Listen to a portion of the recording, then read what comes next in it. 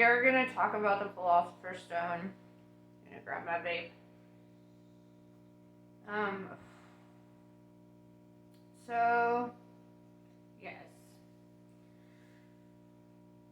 This is kind of a weird video for me because I'm writing a book and I don't want to put too much in the video because I'm writing a book on this. I don't want to give it all away at once.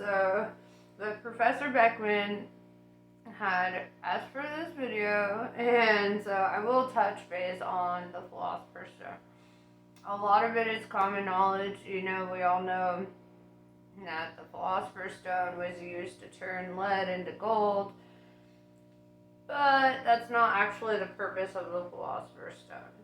It's a dope byproduct of it. And I've been studying the Philosopher's Stone for years now. I'm on my third stone, and a lot of people, when it comes to alchemy, they think that alchemy is just like a soul process, like doing the shadow work and and they think it's all metaphorical, and that's great. That's dope that you think that, and that's cool. It's not. And I really learned that through, if you've heard the story of Prometheus, right? He gave the fire of knowledge to humans. Well, if you look at the story of Thoth the Atlantean, right? Thoth Hermes Trismegistus, he received fire from the gods, and this fire was knowledge. And two completely different pantheons of deities, yet they're still very interconnected because they're not different pantheons, right? And that's something I've really learned about studying deities throughout time and history. It's like, or I guess that's the same thing, whatever. But throughout studying the pantheons, I've learned that a lot of them are the same gods with different names. Like Thoth is known as Thoth in Egypt.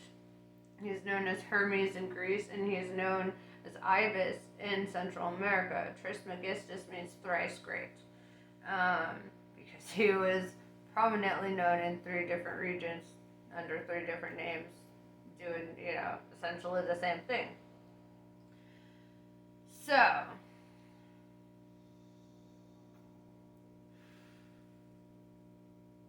the Philosopher's Stone, the last person that had it was Nicholas Flamel. That we know of. People with Philosopher's Stones are pretty low-key, right? You don't hear a whole lot about Nicholas Flamel. I think Harry Potter really brought him back into popularity, but he was actually a real dude.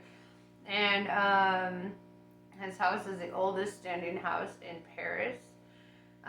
His wife and his graves 3 days after they were buried were dug up and never found again. They never found their bodies, right? So the immortality thing, still up in the air about that, okay?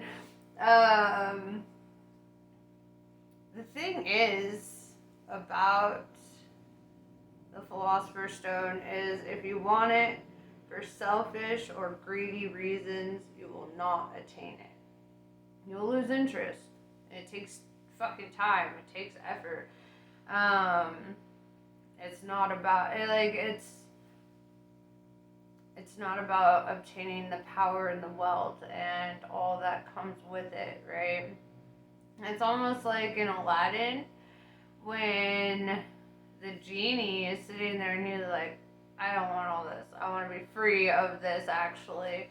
And, and then Jafar's like, I want to be the most powerful genie in the world. And then he gets it, and then he's enslaved by it, right? And then he's imprisoned by his greed and his desires there, right? Same metaphor applies. Okay. Because this is not like a task for a plebeian, right? Plebeian, whatever. Um, this is for very rare people. Well, Nicholas Flamel wrote on the arch of St. Innocent's Churchyard in Paris. He made these hieroglyphs, right? And these hieroglyphs have some secrets in them. And by chance, I was at a bookstore with my friend and she found this book.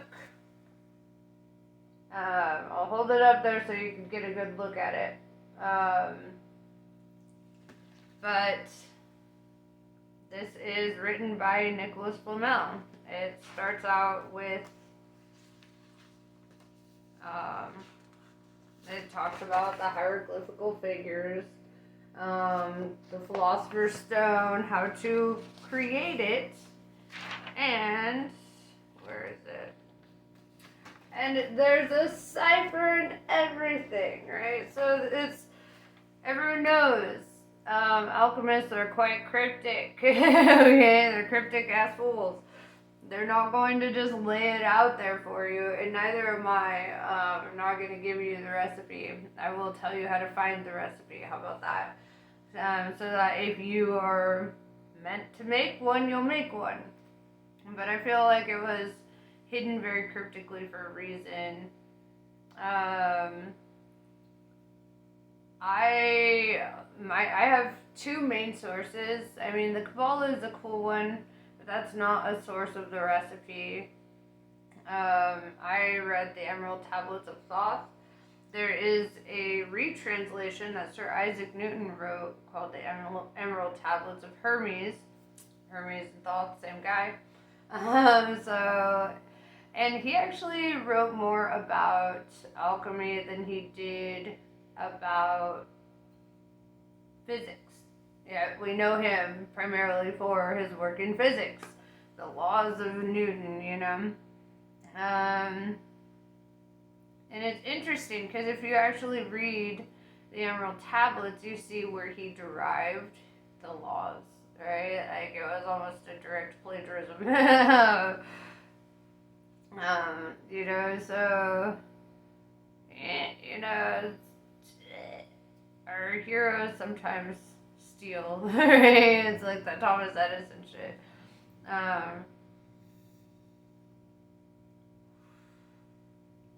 But Sir Isaac Newton isn't the most prominent in our history to be known to be an alchemist. There was William Shakespeare, who encrypted a lot of works into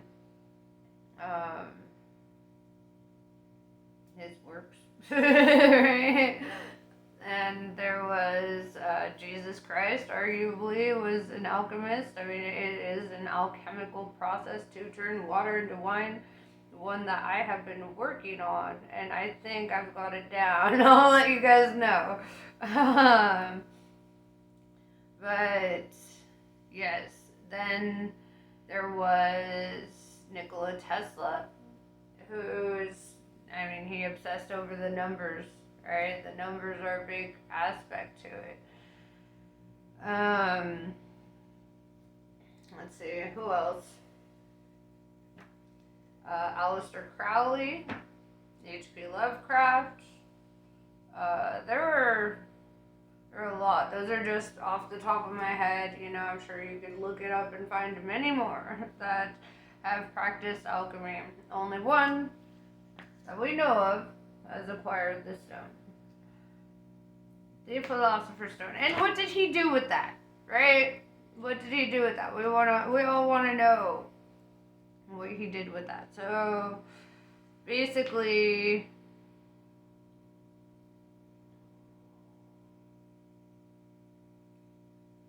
I'm thinking about what's classified and what's not. So what he did with that was he was a humanitarian, him and his wife. They dedicated their lives to helping their community, to doing good things for the betterment of society. yes, they acquired a lot of riches, but they didn't hoard it to themselves. It wasn't like they wanted all the wealth to themselves, because they were like, we have all this, we have plenty to go around and have some. It's like he was a very selfless guy, very sweet guy. One thing is, I was always very proud that my initials and his initials were the same, because I was like, yeah, that's dope. Um,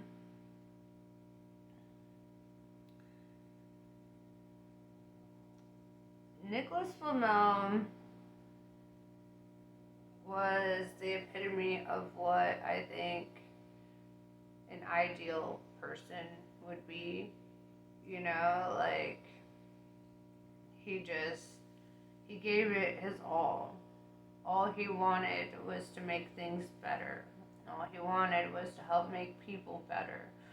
And people be people, and they're not all gonna want to be better. It was his dedication to it, though. It was the fact that he spent his whole life doing this thing, and he had a supportive wife that was like, "You're not crazy, babe. Go make that fucking stone," like everyone else is crazy, and it was pretty cool. Another source that I got a recipe on the Philosopher's Stone was the Book of Aquarius. And that kind of hit me hard, because, it really, it says straight out, it's like, when you're reading and listening to, like, alchemical texts and stuff, that which you would take literally, take figuratively, and that which you would take figuratively, take literally, and it's meant to confuse, right? Like, you have to really discern. Shit, in Revelations, there's a lot on making a Philosopher's Stone. They mentioned the stones, actually. In books all throughout time and space, there are these books that really tell us how to do it, but they don't really tell us why to do it. So I think that's probably the better route for me, is to tell you why to do it, right? Not just how, but why. The Philosopher's Stone has to go through all of the same kind of conditions that the planets have to go through when they're being formed, right? Specifically Earth, because that's where it's being derived from. It needs to come from a natural source of life. Nicholas Flamel used urine. Kudos. I it probably worked. I don't use urine on mine. It has to be filtered out the natural way. So urine actually was a good source of life, life energy, because it has to go through the body and be filtered out through the kidneys and all that. And then it, like your body is a giant filtration system. So it's like, it was perfect for the time frame. Okay, let's not judge a man because he was a genius. Yeah, I don't use urine. And honestly, I think a big mistake that a lot of alchemists have used is they want to use big, expensive, scientific lab equipment, right? They want it to look all elaborate.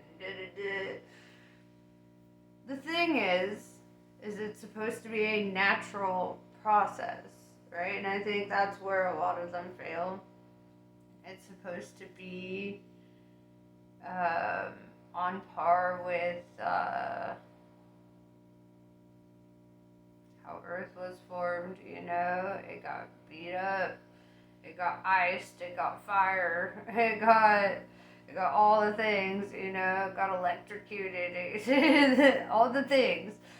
Every element you can imagine exposing it to without removing the purity of it, without tainting it, right? You don't want to add other things to it that are going to, like, for example, you're not going to put dirt in it, right? Because a big part of the process is removing any impurities, removing anything that doesn't belong.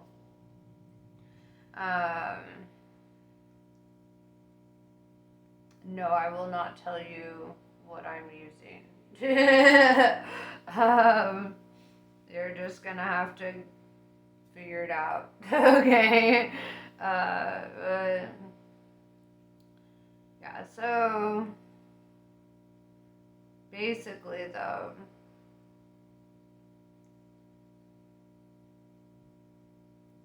I mean, the Philosopher's Stone, it's a process that, and here's where the metaphor part comes in play, is what you do to the stone, you do to yourself, right? What the stone goes through, you go through. What the stone is exposed to, you are exposed to. There's a lot that the stone has to be put through in order to become the Philosopher's Stone. And by the time you're done with the process, by the time you're done putting yourself through hell and having to do your own shadow work and having to basically filter yourself out, remove all impurities, and become your best version of you, then, like, strip down your ego until it's naked and then integrate it. Like, until you've done that, this stone can't be created, because this stone is an extension of you. It is. I feel like I'm gonna sneeze. Hold on. Don't do it. Okay, so yeah. Freaking, the stone is you in a lot of ways. And I think that's why a lot of people, it's easier to say that alchemy is just something done in the soul and that we just do it on ourselves. It's easy, because then that means that you won't have to spend the next 18 to 30 or 50 years working on something that you're going to fail at over and over and over and over until it's fucking perfect. Like, there was a period of time where I had to take a break from my stone, because I was like, look, I know I'm about to enjoy some hedonism in my life, and I do not need that stone right now. Like, it's like I had to separate myself from it for a time, and be like, right now, I don't need that, because, like, it's just gonna add to, to the whole thing. And sometimes even letting the stone be is the best bet.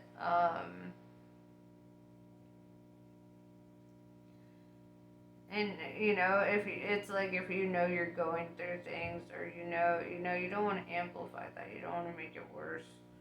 You can't try to purify a stone if you yourself are not going to be purified. If you yourself are going to be a bit tainted, like, you have to make yourself right to make it right. And it can be disheartening, the whole process. It's not meant to be a short-lived, like, oh, I started this last week and I got this done. That's not how it works. It is not how it fucking works. It is something that, like, I mean, there took how many millions of years to get to the point that it is now, right? Earth is probably not the best example. But, like to get to the point where it was able to produce life, right? It had to go through how much work, right? It had to go through how many trials and error, and like it had to go through a process. You're basically making a miniature planet, right? When you make the Philosopher's Stone.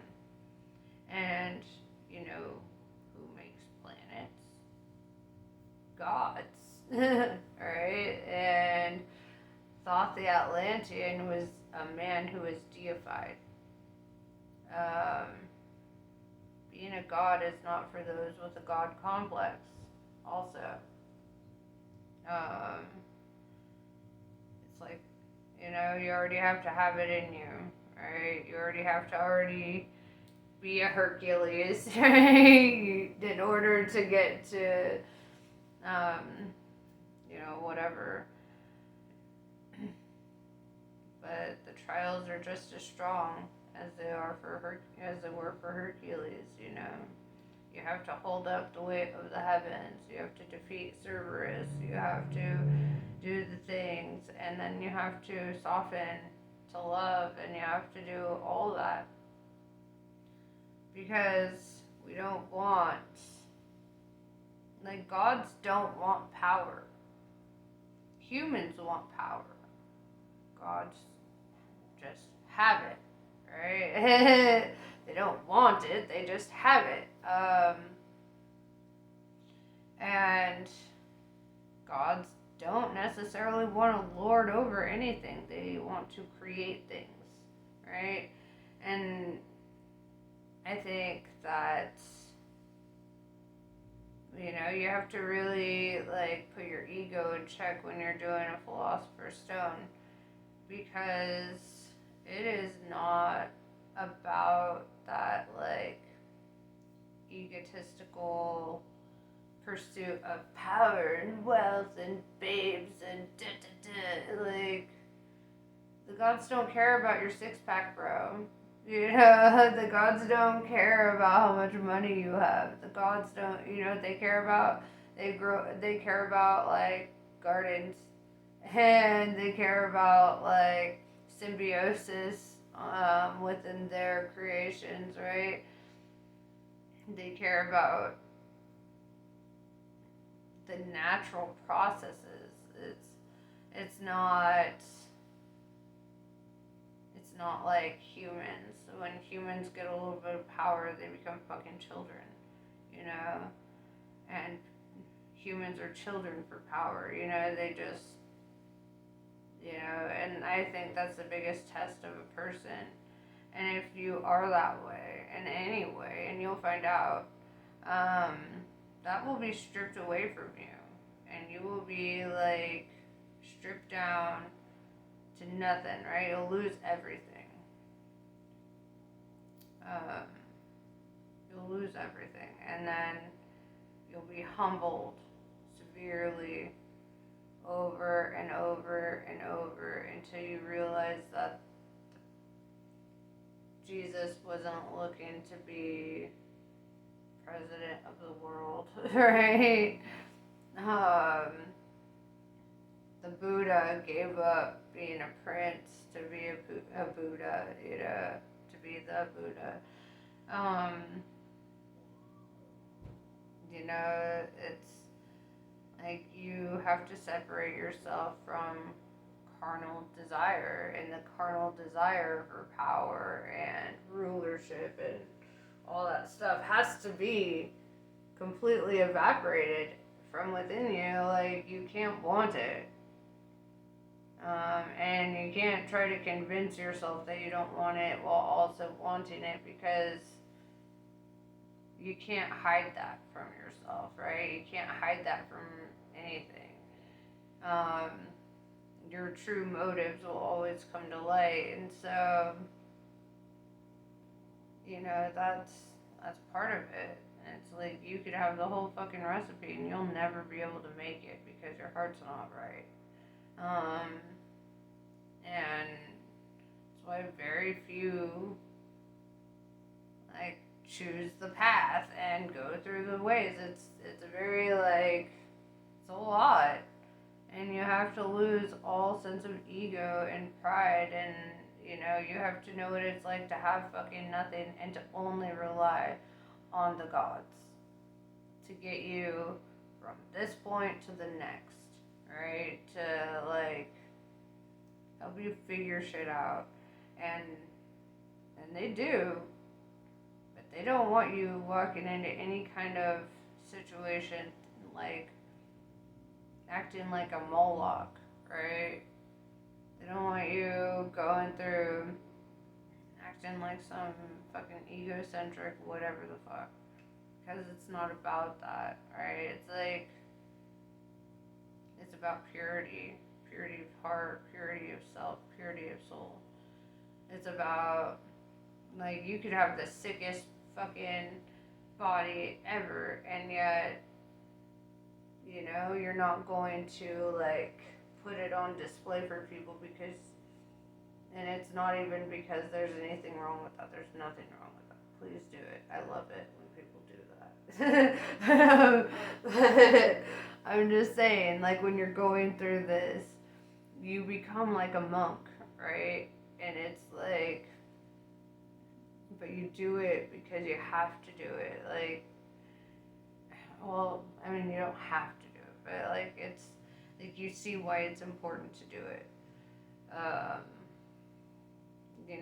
like you're not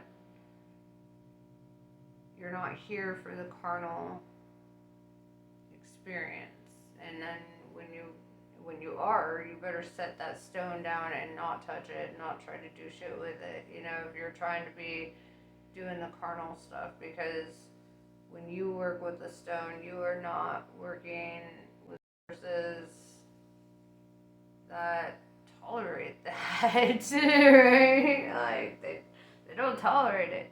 They don't want you to be, there's a reason that people like Donald Trump don't have the fucking stone, right? Um, and it's like, but part of the covering up is not because showing your body is bad by any means. It's because you are discarding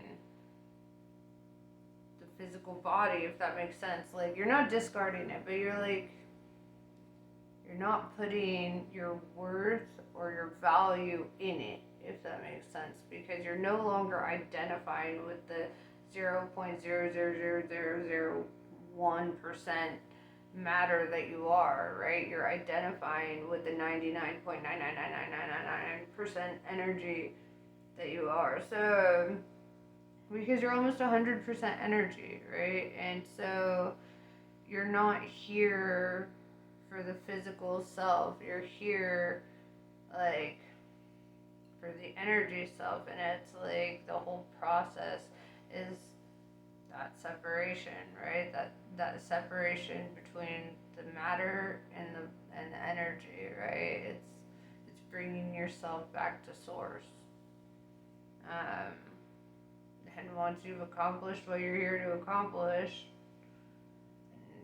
whatever. But I think that's why, Jesus and the Buddha and stuff, they didn't have sex.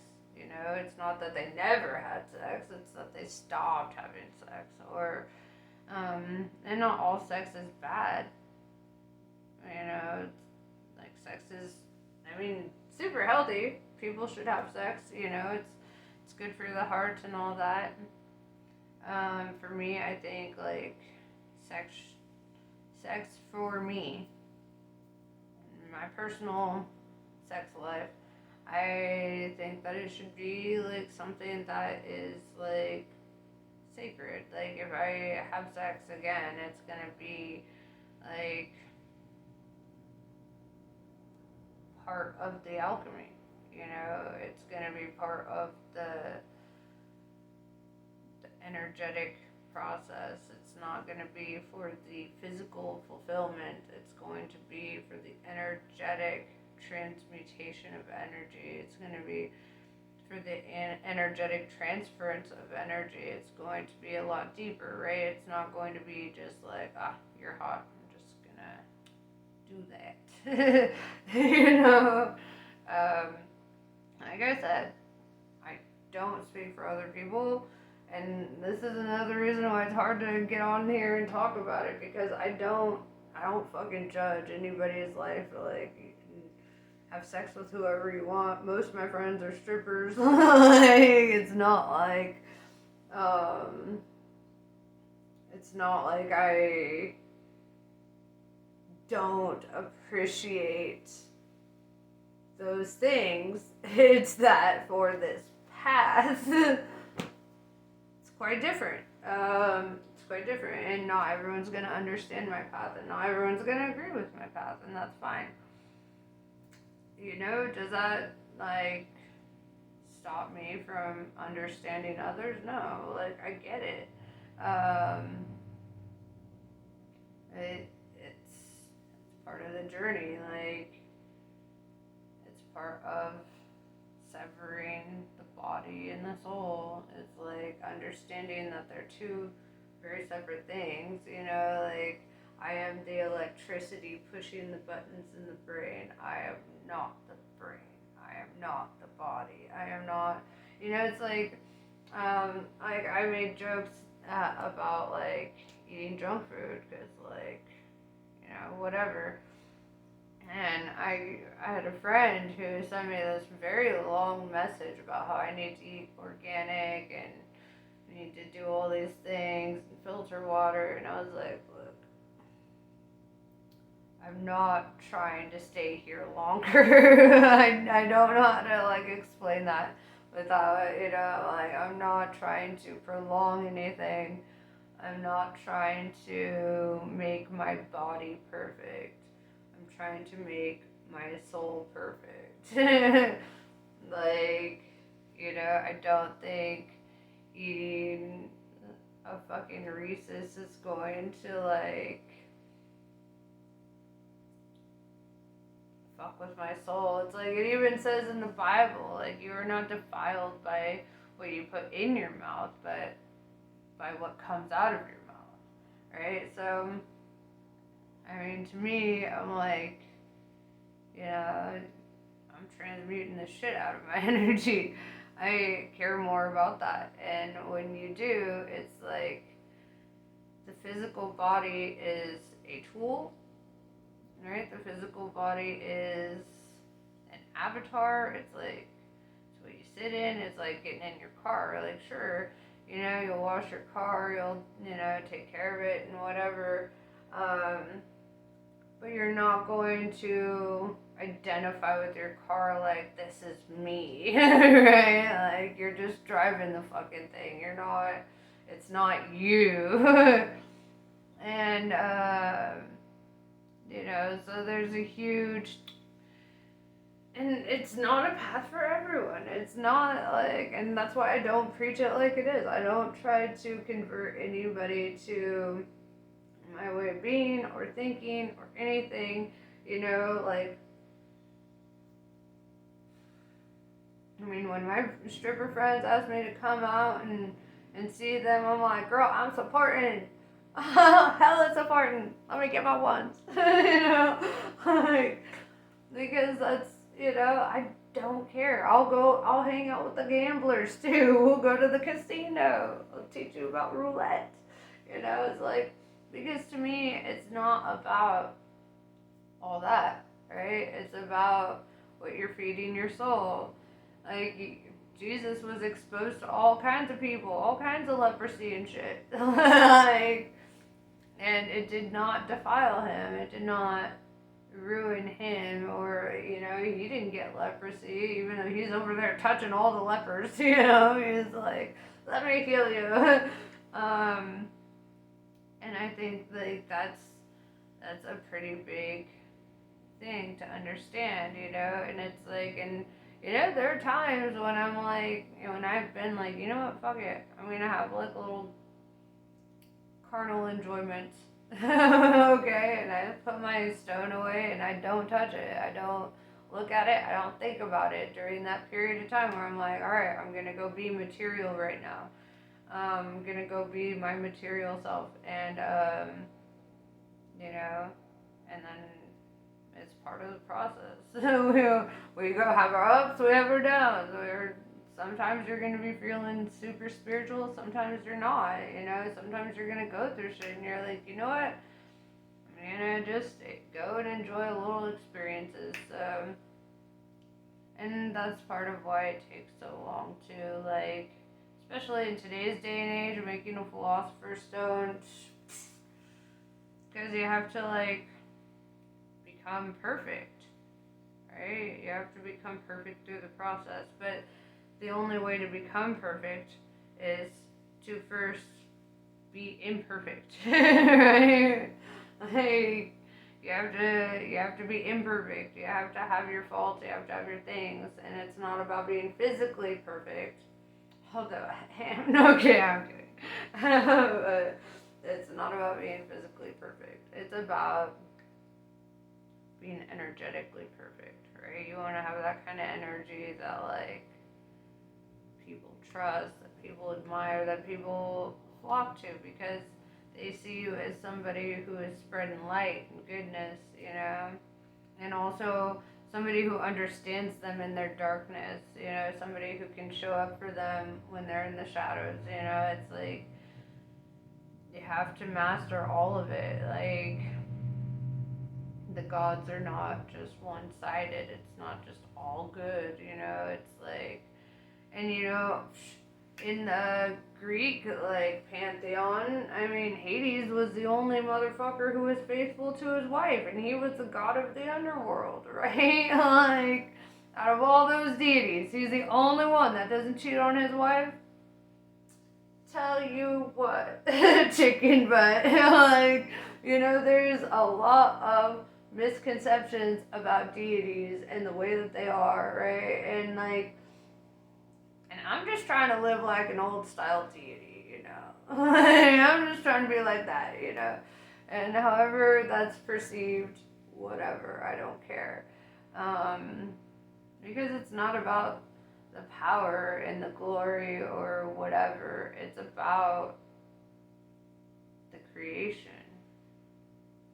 It's about what you make. It's about what you nurture. It's about what you grow. Like, if you've ever dug a garden from scratch and you just, like, okay, so I made a garden once. I'll tell you this story. So I made a garden once. I was very angry and I was like, I didn't know how else to process my anger without, like, beating people up. So I was like, I'm gonna do this a healthier way. So I go out in the garden and it's fucking, well, at that point it was just a yard. I go out to the yard and it's fucking raining, it's the shitty ass weather, and I'm just out there and I'm like, I'm digging. I'm just digging out my backyard, not the entire thing, just like a corner. And I'm digging and digging and digging. And I remember my roommate, like, came home and he was like, so what are you doing? Looking at me like I just lost all my marbles, and I did. I lost all of them that day, and I was like, what the fuck am I doing? I was like, making a garden. He's like, okay. And he just left me to it. And I kept at it, and I just kept going out there, and then it became, like, therapy to me, right? It started out as, like, just rage digging. I was like, I'm gonna dig a grave, bury myself in it, I don't know. But it all started out that way. And I remember I was listening to a poem by H.P. Lovecraft called A Garden, and it became so meaningful to me while I was doing this, because as my garden, like, would start, I'd start adding plants, and I'd start, things would start growing, and then the weeds would show up, and I'd have to fight those bastards, and then it was like, I feel like that in itself is what it's like to be a deity, it's like creating something beautiful, and when you see those weeds, what are you gonna do? Just let them kill all the good? No, you're gonna fucking pull the weeds out, you're going to, take care of your babies, and And some of those weeds were fucking fucked up, man. They'd be wrapping around like the fucking corn and shit. They'd be like coming in trying to just infiltrate everything. And it's like, nah, dog. And I feel like for me, that was the biggest realization of like what the process of making a philosopher's stone was. It was like, because it's not about lording over the garden and being like, you grow this now and you grow that and you you know, it's not about all that. It's about going out there and loving your creation, vibing with your creation, putting on music and singing to your creation. It's like, it's about what you're growing. It's about how it matures with you. You know, it becomes an extension of yourself, right? It's like a little mark that you're leaving in the world, and it's beautiful. You know, it's art, right? Gods are artists. They're not fucking politicians, man. You know, like and yeah. So I think honestly that is it. That is what I'm gonna say on that today.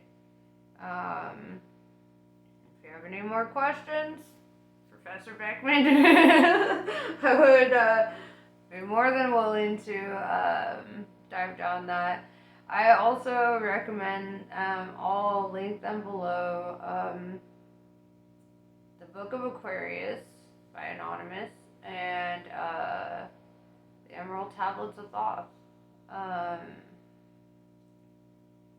And then you can understand why Sir Isaac Newton felt the way that he did and how he derived the information that he did, you know.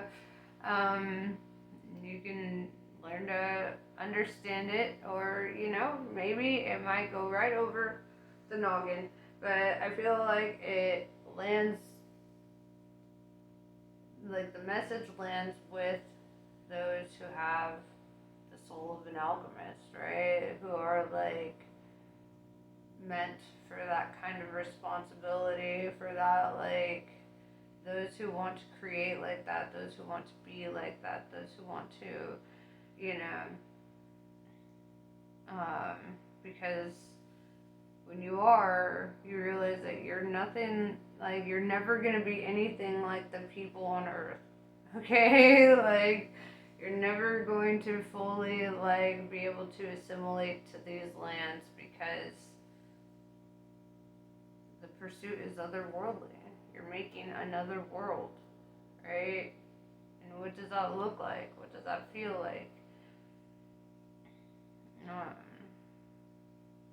You know, what do you want to do with your Philosopher's Stone? Do you want to turn lead into gold? Do you want to turn it into a little planet in a little terrarium thing? Do you want to know what it's like to grow life from a source of pure life? You know? I think it's very much up to the alchemist to figure that out and to decide. And I am not doing everyone's research for you, because part of being an alchemist is doing your own research and learning the recipes. So, yeah, that's pretty much what I have for you. Namaste. I love you guys, and I will catch you later.